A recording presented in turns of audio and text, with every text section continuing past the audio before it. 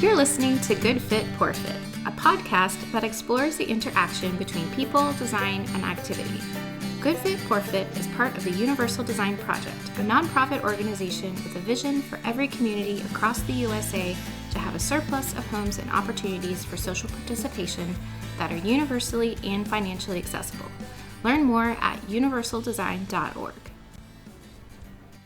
Welcome, everyone. I'm glad to have you all back for another episode with us. This is number 30 to be exact. Today, Rebecca and I are going to talk about some of the work being done at the University of Buffalo's Center for Inclusive Design and Environmental Access, or IDEA, IDEA. And we're talking with the assistant director herself, Danise Levine. They have a certification program called ISUD that they're implementing into public and commercial buildings and facilities. And we wanted to learn more about that, as well as the details that went into their recently finished hotel project. This Hampton Inn has been labeled the first universally designed certified hotel in the country. I know many people who travel with disabilities, my family included, and are always worried about their accommodations. So I'm really excited to hear how this hotel may pave the way for new ones in the future.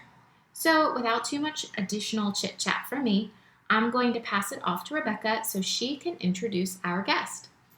So, as Sarah mentioned, we have a special guest joining us today, and I could certainly read her impressive resume and background to you, but I'd much rather you get to hear it straight from the multitasker and super mom herself. So, without further ado, let me introduce you to Danise Levine. Welcome to Good Fit, Poor Fit. How would you like to introduce yourself to our listeners? Well, first I want to say thank you so much for having me on, and I'm excited to talk about all things related to universal design and something that's near and dear to my heart, which is modifying the environment to make it more usable to everyone. Just to tell you a little bit more about myself, as you mentioned, I am the assistant director at the IDEA Center, but I'm also a registered architect and also I'm a certified aging in place specialist. I've been working at the IDEA Center for about 24 years now, and my expertise is in the areas of ADA compliance, universal design, aging in place, and home modifications. And of all the things that I do at the IDEA Center, as you mentioned, I do wear a lot of hats in the center, but of all the things that I do on a day-to-day basis, I think doing home modifications is probably the thing that I enjoy most about my job. And to date, I've designed over 1,000 home modification projects, most of those which were funded by a state agency, but that includes doing modifications in both single-family homes and also group homes. Wow. And since the day I became an architect, the one thing I've always wanted to do is change people's lives for the better and alter the way they interact with their environments. And I think there's no better way or place to do it than where they spend most of their time and their days and things that they can call their own and they share with their family. So that's pretty much just a background on me, and feel free, during this podcast to ask me any more questions about some of the work that I'm doing. We will talk about some of the projects I'm doing, like you mentioned the hotel, but there are also, I think, other significant projects that may be of interest to your audience. I can't wait to learn more about you and the projects you've been working on. So yeah, thanks so much for sharing that. Especially because I think a lot of what you talk about aligns so well with what we do here in terms of, thinking about that space that is so personal and so important to people in terms of their home. And I think that we all share that passion for making that space really work for people and finding out what's a good fit for people in that really important space, especially now since we're all spending so much time there. Exactly. So, can you tell us a little bit more about your work through the IDEA Center and ISUD? Sure. So I'm not sure if everybody knows about our center. We're located within the School of Architecture and Planning at the University of Buffalo.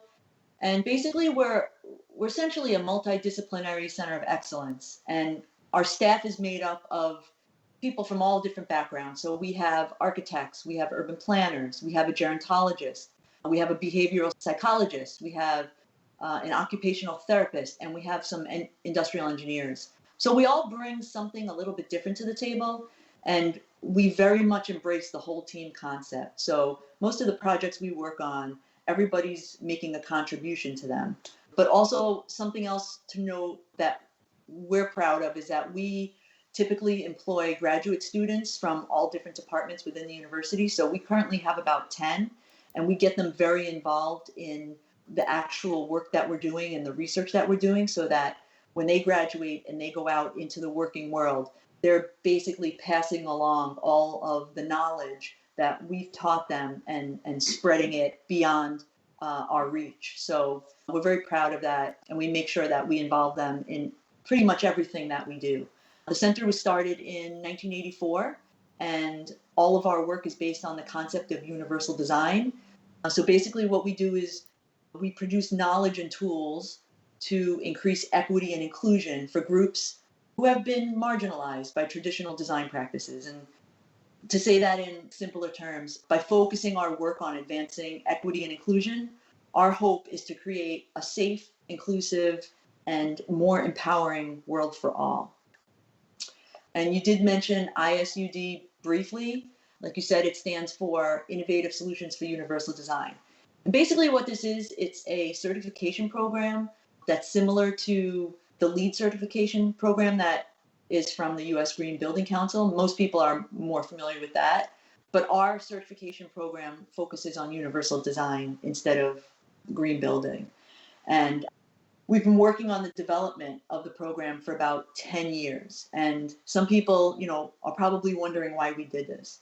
And until recently, designers had very little resources to assist them in incorporating universal design into their projects. And to solve this problem, we decided to tackle this head on, and we've developed a list of over 700 evidence-based universal design strategies that could basically be incorporated into any project. And the ultimate goal is, once these adopters start incorporating the strategies into their projects, they will become certified. And all of the strategies are based on years and years of research and knowledge translation of projects that we've done over the course of 20 plus years of having the research center. And what we want to do is incorporate all the latest knowledge and best practices into the strategies. Right now, the ISUD only applies to public buildings, but our goal ultimately is to develop standards for use in housing. We've also recently taken on 2 new projects that are outdoor environments. One is an outdoor garden, and one is an outdoor playground, a fully inclusive playground. So we want to be able to apply those strategies to outdoor environments as well. So that's a little bit about the ISUD certification program. Up until now, we've had many corporations and companies come to us to implement ISUD into their buildings or their projects. And right now, I can just give you a quick list of some of the projects we've done and some of them that we're currently doing. Some of the ones we've previously done is the Children's Museum of Pittsburgh, and that was actually the first building to receive our certification, and they're the first museum in the country to receive it. The Hampton Inn by Hilton, that's completed. That's in Amherst, New York, which is a suburb of Buffalo. I'm currently doing a project called Hansa, which is a co-working and shared environment building that tomorrow I will be doing the final walkthrough to ensure that they have received the proper number of points to get certification. We're currently doing a project with the Pittsburgh International Airport. I'm working on an inclusive playground called Motion Junction, which I mentioned previously, that will be in Canandaigua, and it's fully inclusive playground for everyone. We've also done work for Procter & Gamble and Price Waterhouse, some of the Fortune 50 companies. So that's sort of, in a nutshell, some of the bigger profile projects that we've been involved in. But I'm happy to talk about the Hampton Inn by Hilton, because I think that that's a really good project that will show you how you could incorporate more usable strategies into a building where you don't necessarily know who the users are going to be. You don't know where they're coming from. You don't know what their abilities are. You don't know how long they're staying. You don't know what language they speak. You don't know what their preferences are. So buildings such as museums and airports even are great, because you sort of know who your audience is going to be, but you don't. That's you so have to- interesting. I had actually never thought of that. in terms of not really knowing all of those details of a user. And as an occupational therapist, especially, we think so much about the values and the habits of individuals and the people that we work with. And so that's a perspective that's hard to take. And I imagine that's a particular challenge in working in public spaces. And I definitely want to hear more about the hotel. But before we dive into that, can you tell us a little bit more about the certification? Like, do you use a checklist type system? How is that organized? The points that you referred to get something certified. It, it's going to sound complex. I'm going to try and make it as simple as possible because it's not all that complex. But we do have an online checklist that anybody could go onto our website and create a project. And typically, what would happen is someone would express interest in wanting to review the strategies or get their building certified, and they can go onto our website. They could create an account, and once they create an account, there's a lot of different types of strategies that we include there. I mean, there's over 700, so we had to organize them in a meaningful and user-friendly way. So someone can go on and create a project. So let's say you are designing a building such as a hotel, you're designing an office building, or you have an existing building that you would like to see if your building meets certification. You can go in and look at the strategies and check the strategies that you have already met. And once you check a strategy, as you go in and you check a strategy, you will see that the point system will calculate every time you check a strategy. Oh, okay. That makes sense and doesn't seem too complex. Yeah, it seems like it's very user friendly as well, as it gives you information right on the spot with different scores for how universal it is or not. But I think that's a great way to transition in talking about the hotel we mentioned earlier. Yeah. So you had mentioned that you recently worked on the first universally designed certified hotel in Buffalo. How did universal design creep up and enter this project? That's a great question. So the area that this hotel is built in, it's called Amherst, New York, and there is currently a large skating center located in that area. It's called the Northtown Center, and that skating center is an accessible skating center, and they hold a lot of U.S. sled hockey tournaments throughout the year, and USA Sled Hockey sponsors many events at that location, and you have athletes who are disabled and their families coming from all over the country to attend these events. And what was realized is that there were not enough hotels in the area to accommodate all of the athletes coming to the location. So what the town of Amherst wanted to do is they wanted to have a hotel built implementing universal design so that it would accommodate everybody, because although some of these athletes are disabled, they're also in really great shape, and not all of them will need fully ADA compliant rooms.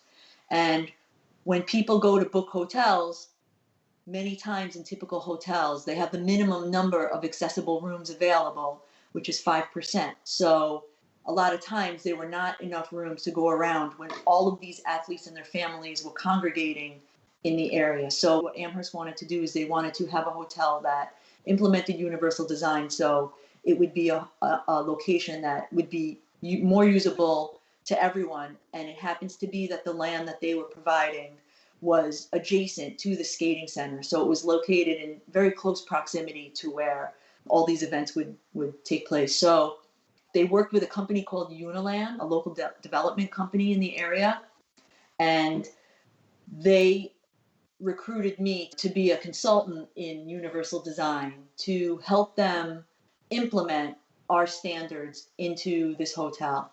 It was really a great project. We thought it was a very socially responsible approach to go beyond just minimal accessibility compliance and pay attention to things that aren't included in accessibility, like wellness and some other things. So this is a Hampton Inn by Hilton, so it's the very first universal design hotel in Hilton's global portfolio, and they have over 6,000 properties.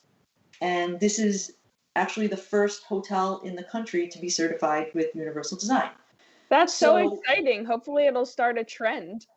that's what we're hoping. We're hoping one of the things we see is that you can talk about universal design and you can explain to people what it is. And I think most people get it, but until you actually show them in person and they're able to experience it, I think that's where it makes its greatest impact. And Absolutely. What do you yeah, hope and that consumers will experience when they stay in relation to the design of the hotel? well, we were very careful in including things that were very subtly integrated into the overall design because we certainly don't want people to mistake this hotel for an accessible hotel or a hotel for people with disabilities. That's couldn't be further from the truth because as we know, accessibility and universal design are not interchangeable.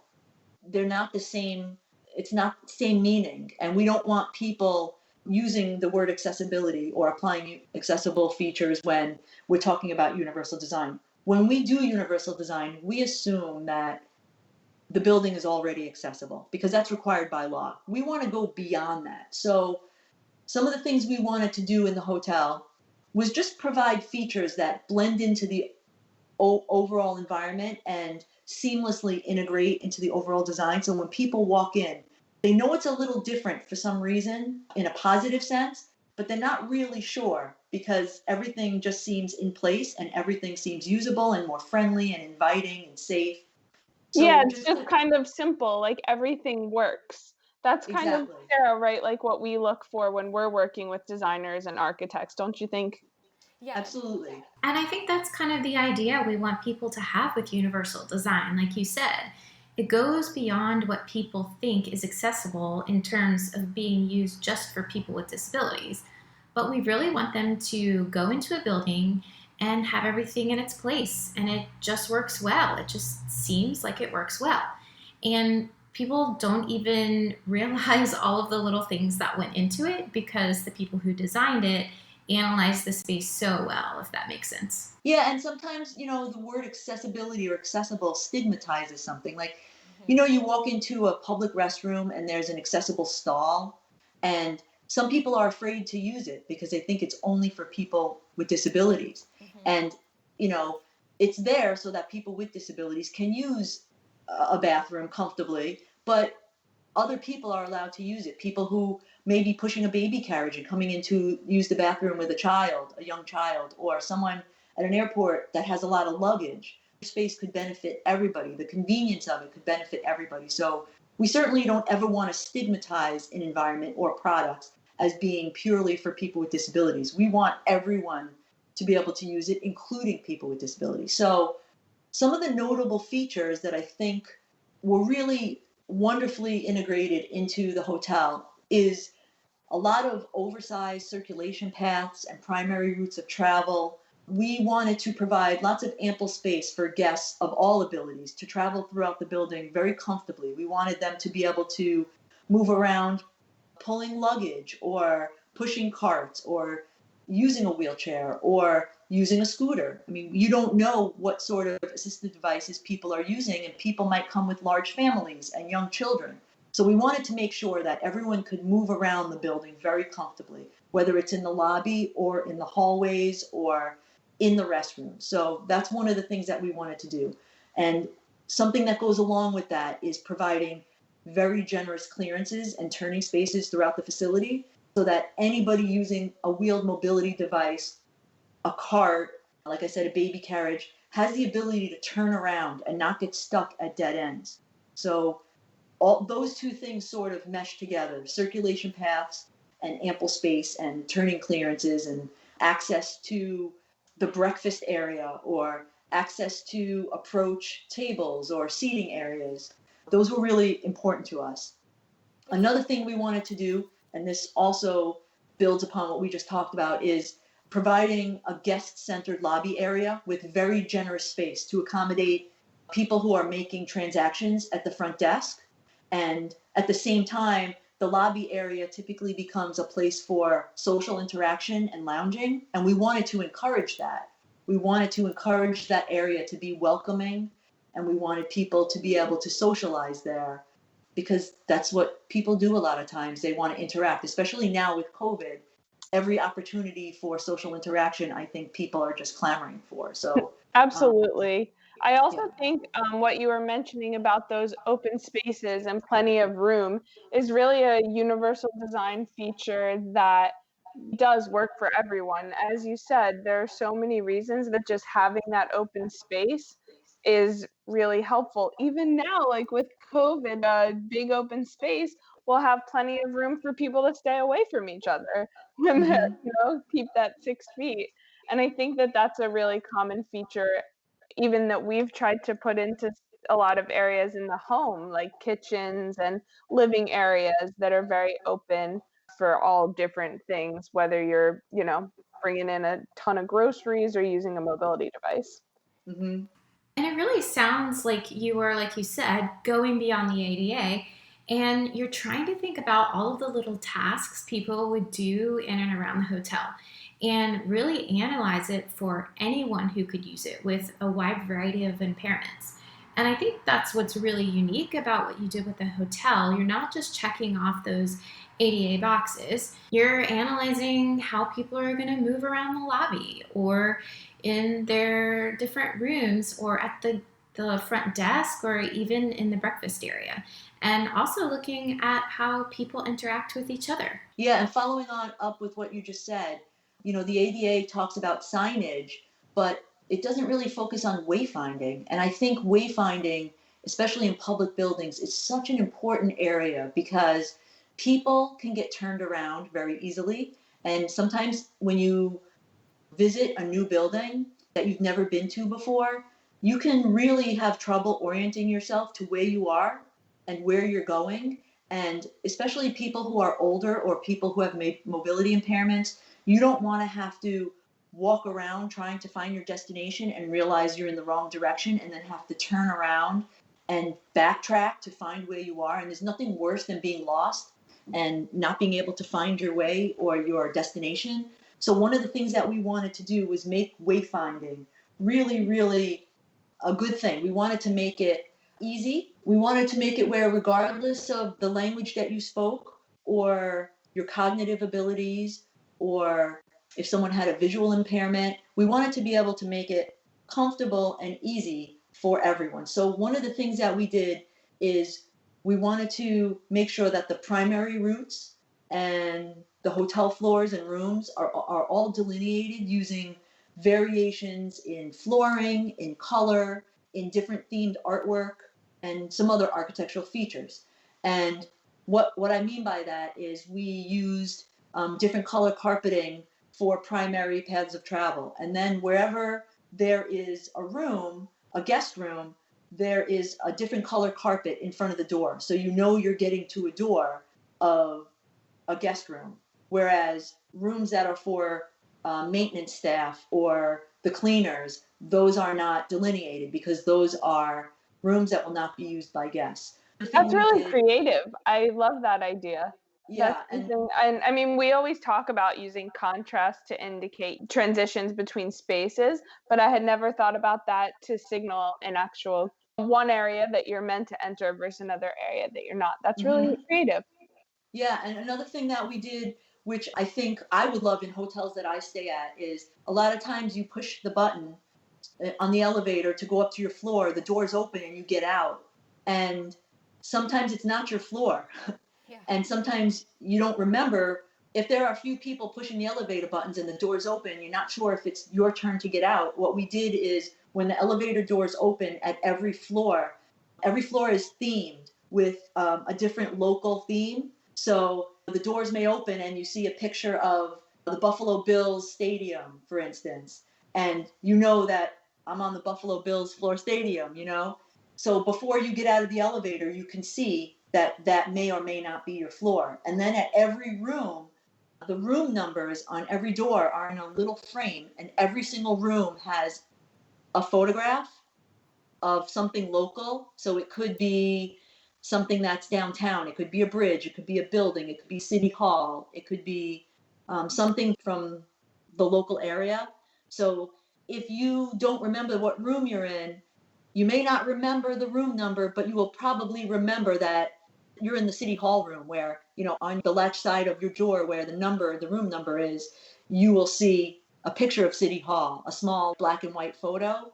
And people have told us that it's really helpful because a lot of more people are visual than just remembering like a room number. So we did that. We also made sure that we put directional signage at very key decision points. So where circulation paths or primary routes intersected, we put signage at the corner so people knew exactly when they get to that location where there's decision making involved, they would know which way to go. So that was all involved we did sort of a comprehensive wayfinding system to make it easier for people to be able to find their destinations and to basically orient themselves within the building. I love that. Yeah, it's kind of like a little history lesson with where you're staying within the hotel. You can learn more about the area and know what floor you're on, but it's also, like you said, for people who take information in differently for how they remember things with visual input. And I think it's really helpful in that regard. I was going to say that too. I love the way that you have offered people multiple options and flexibility in how they interact with the environment. And, that's one of the original tenets of universal design is that flexibility in use. So I think that that's really cool. If you can't remember the number, there's a picture and things like that. That's really interesting. And I imagine it's the kind of thing that people might notice, like you said, that it just works, but it doesn't make them feel like they're living in a place or staying in a space that's strange. Yeah, exactly. And I wanted to follow up on what you were saying about, providing variety within the building. One of the things where variety is really prominent is the variety of sleeping room types. So typically in a hotel like a regular Hampton Inn, you would have their standard room and then you would have their accessible room. And we like to think we have three different types of rooms in this building. So we have accessible rooms, then we what they're calling standard, but there are universal design rooms, and then we have what we like to call standard plus. And the reason we've sort of labeled it informally as having three different rooms is that we have the accessible rooms that we're required to have, although we have more than we need. But then we made all of the rooms universally designed. And when I say all of them, they're all universally designed, but to different levels. So we were limited by how much space we had on the site because of the shape of the site. And based on Hilton's requirements, we had to have a certain number of guest rooms, a minimum number of guest rooms. But some of the universal design rooms we made bigger because we wanted them to have more clearances within the room and more clearances within the restrooms. So what we did was we took some features and we incorporated them into every single room in the entire hotel. And then there are features that we incorporated beyond that into the universal design rooms. So the standard room is not like the standard room that you will see in other Hampton Inns. They are standard plus because they're standard in the square footage of the room, but then we incorporated additional features such as stepless showers. We put in some grab bars. We put in knee clearance under the sink in every single bathroom in the hotel. We installed hooks mounted at differing heights. So regardless of whether you're tall or you're short or you're using a wheelchair or you're standing, you would have hooks that you can reach. All the rooms have lowered thermostats, so everybody could reach the thermostats and other features like that. Then we went beyond that to do fully universally designed rooms where the bathrooms have more turning radiuses. There's combinations of roll-in showers and tubs. There's knee clearance, like I said. There's more space beside the beds. There's a lot more room within the room to make your turns, to maneuver throughout the whole room. There's lowered bars in the closet so you can hang your clothes and not have to reach. So we've done a lot of things within the rooms to make them more usable to everybody. And when you go into one of the universally designed rooms, they're very well designed. And to give you an example, I'm going to stay at that hotel for one night And I've requested a universal design room because I think that it's just more comfortable and more spacious. And I do not have a disability, nor does my family.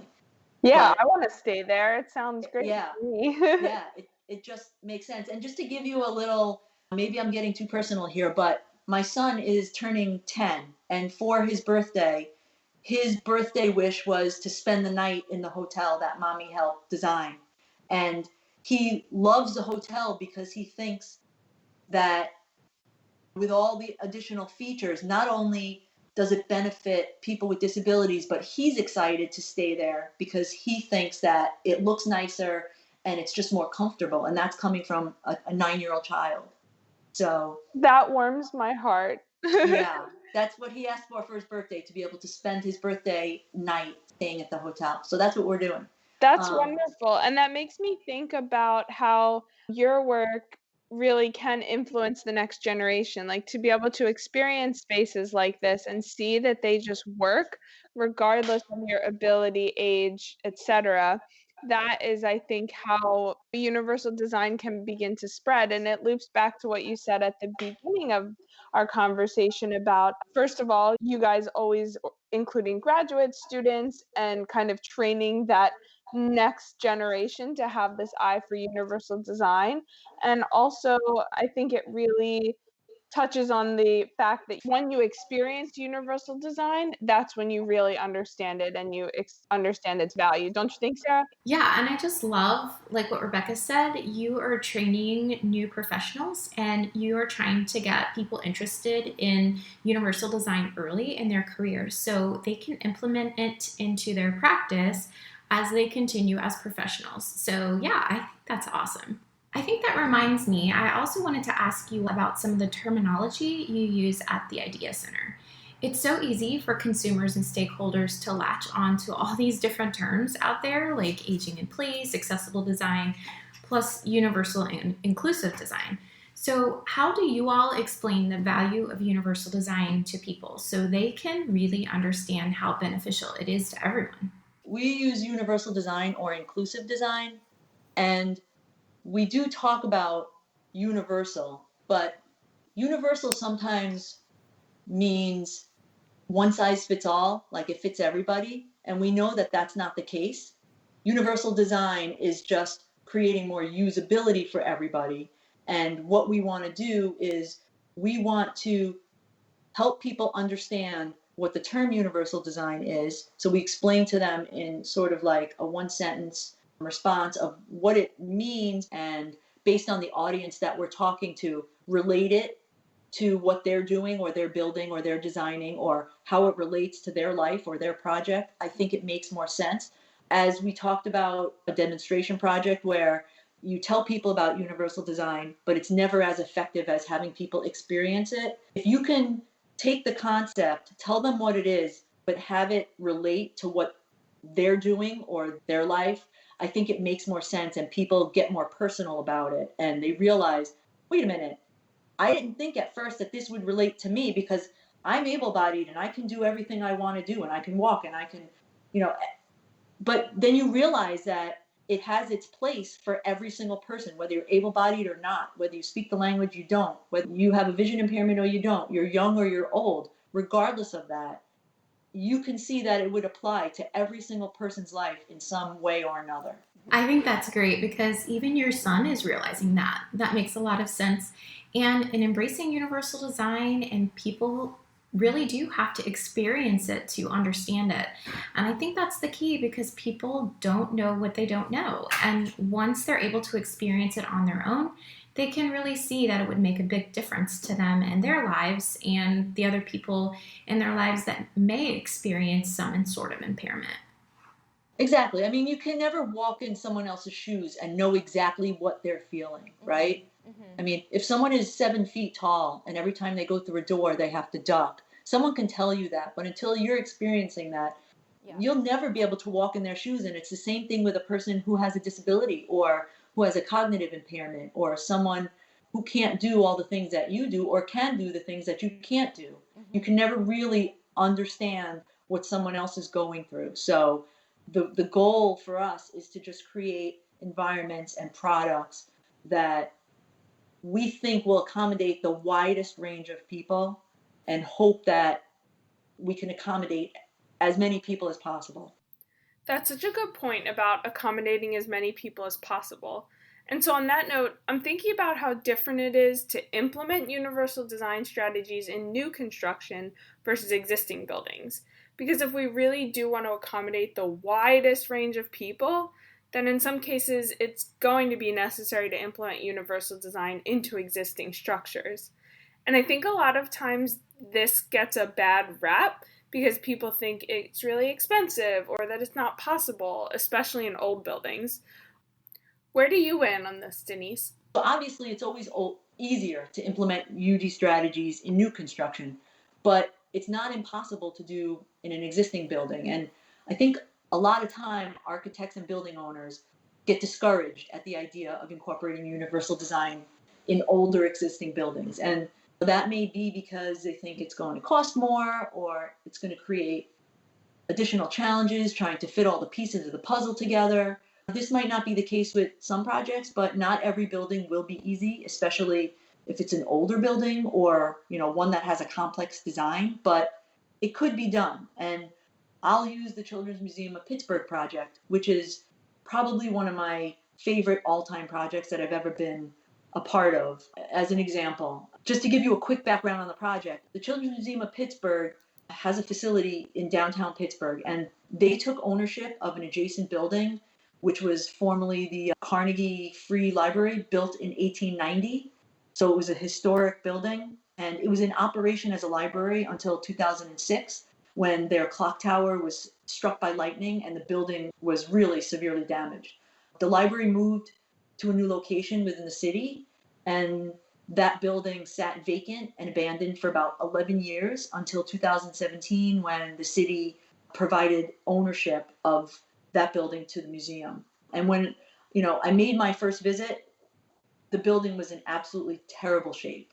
The concrete walls were cracking, the tile floors were crumbling, and the building was just in shambles. And basically the building was just eroding. But they had a vision that they wanted to incorporate universal design, and they got me involved to help them with that.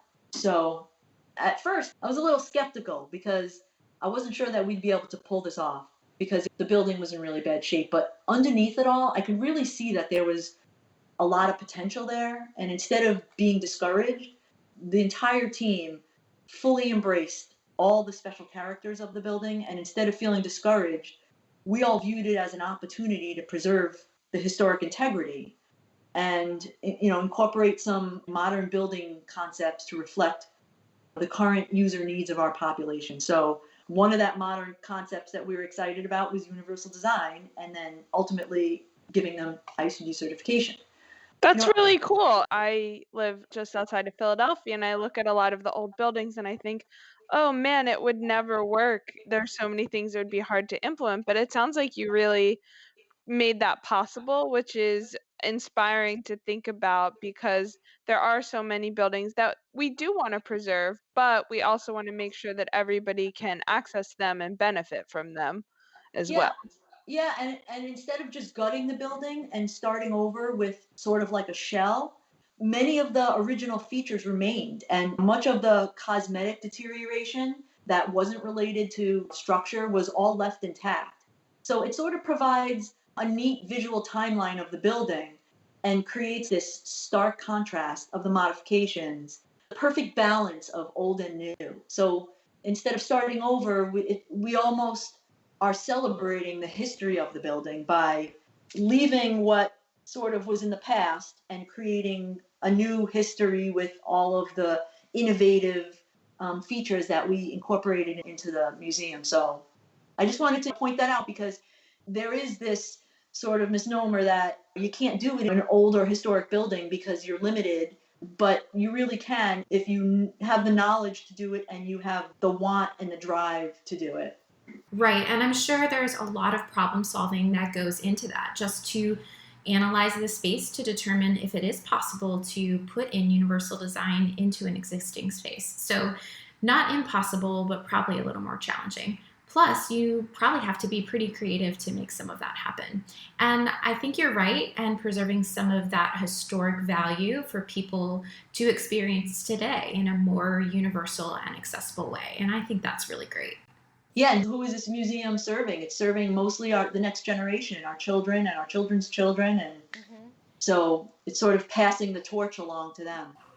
Exactly. And I would love to share information about this museum because we do show notes at the beginning of our podcast for our listeners. So we can definitely add links to the things we talked about today and about this children's museum as well. Because I know that we have a children's museum here in our area and we love to go to it. And I know people that come in from out of town to visit there with their family. And so I think it would be a great experience for other families across the country to come and experience play in a space that is universally designed for kids, adults, for everyone.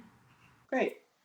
So one thing I think we could definitely learn from you, Danise, is how do you see some of the ideas you've implemented into the hotel and the museum that are universal design ideas transferring into home environments? Since that's really what we work on here at the Universal Design Project, and you have a lot of expertise in that area too, obviously. That's a good question. When we talk about residential projects, when we're doing modifications in homes, we typically call them home modifications. And most of the time, when people are doing home modifications, they're doing it because there's a particular need. Whether the person has a disability or a person is getting older, home modifications are typically considered customized adaptations that meet the specific needs of an individual or reduce some sort of caregiver burden. And they're typically done when someone's needs are not being met by their environment. And unfortunately, that's when people do the modifications, when they need them. But then you have the other part of the population that does modifications to sort of age in place or anticipate or make their living environment more comfortable and user friendly. And I think that's why you see a lot of patio homes and ranches being built, because I think our generation and the generation before us and the baby boomers, I think that they're seeing the value of just having more convenience and comfort within their homes. That's why we're seeing laundry rooms on the first floor so people don't have to climb stairs.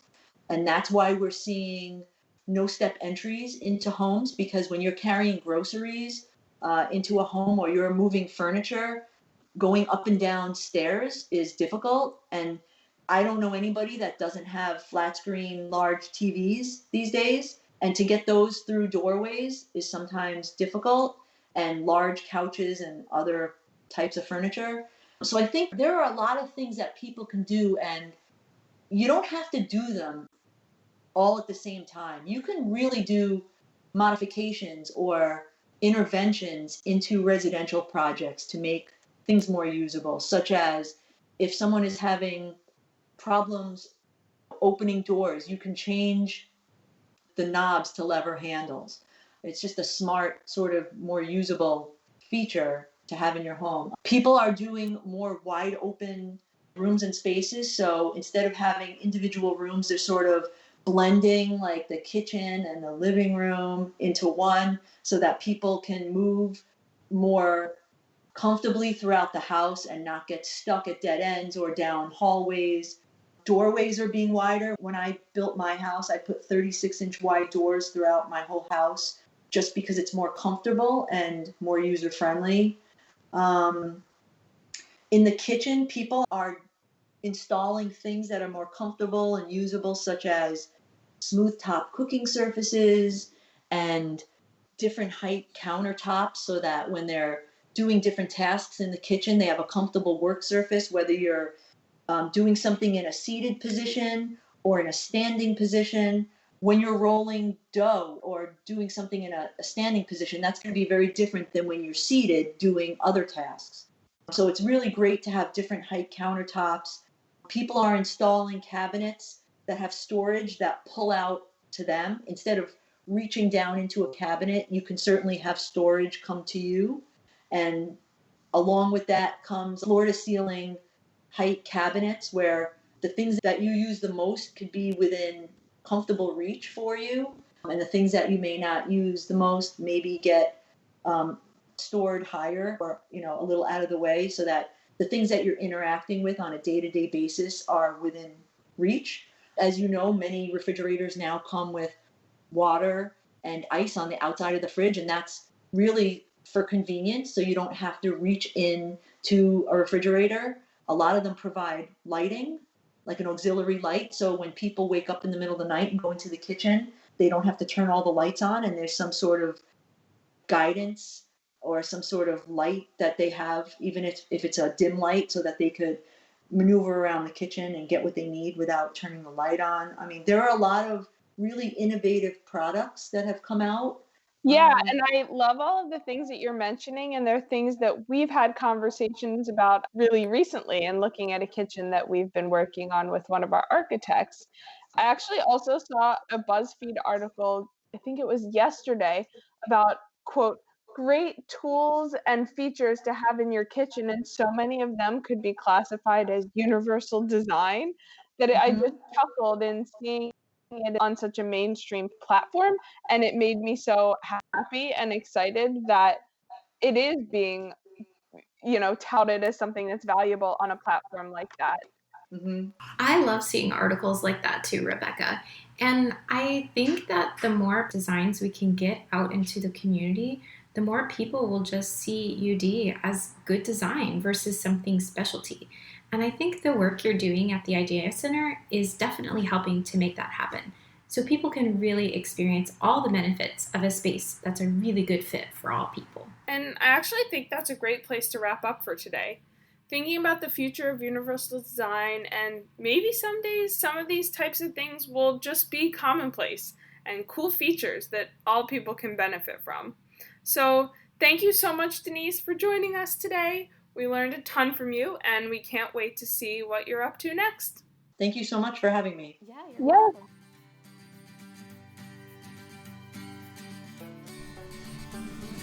Thanks for listening to Good Fit, Poor Fit. I'm your host, Sarah Pruitt, Program Director and Occupational Therapist at the Universal Design Project. Learn more about our work at universaldesign.org and find more episodes and links to subscribe at goodfitpoorfit.com. If you have questions or topics you'd like to discuss, email us at podcast@universaldesign.org. Thanks for fitting us into your day.